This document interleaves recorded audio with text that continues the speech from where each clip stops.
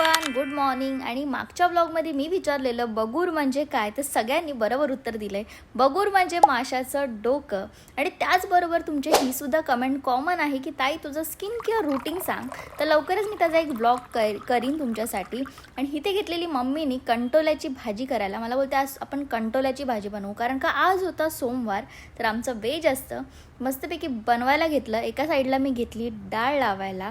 आणि खूप जणांचे हे सुद्धा कमेंट आहेत की ताई तुझ्या हेअर्सला काय केलं आहेस, तर मी हेअर्सला बुटॉक्स आणि कलर केलं आहे. आणि त्यासाठी मी यूज करते क्यूओडीचा शॅम्पू आणि कंडिशनर.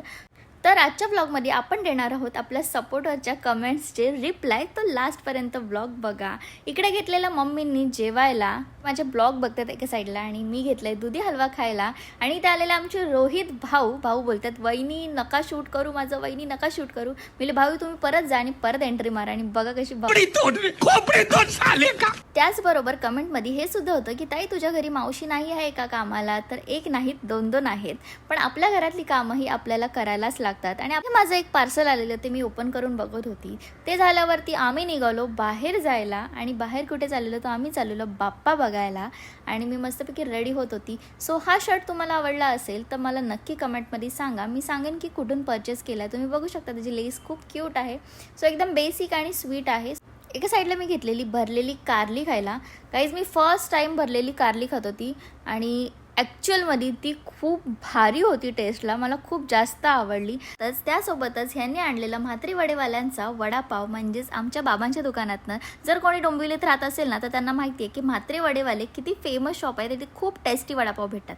नंतर आम्ही निघालो बाप्पाची मूर्ती बघायला. आणि खूप साऱ्या मूर्त्या होत्या, सगळ्या खूप सुंदर होत्या. अजूनपर्यंत आम्ही कुठली मूर्ती सिलेक्ट नाही केली आहे, कुठली घ्यायची ती. जर कोणाला माहिती असेल ना की डोंबिवलीमध्ये बेस्ट शॉप, तर नक्की मला कमेंटमध्ये सांगा. आणि दुसऱ्या साईडला मला खूप वाईटसुद्धा वाटत होतं, कारण का दरवर्षी मी माझ्या मम्मी पप्पांसोबत गणपती बघायला जाते. आणि यावर्षी माझ्या सासरी आहे मी, आणि यावर्षी मला माझ्या घरी जायलासुद्धा नाही भेटणार गणपतीला. तर खूप वाईटसुद्धा वाटतं आहे. बट इट्स ओके, प्रत्येक मुलीच्या आयुष्यात हा क्षण येतोच. आणि मग आम्ही गेलो हॉटेलला. आणि आज मंडे होता तर आम्ही मागवलेलं व्हेज.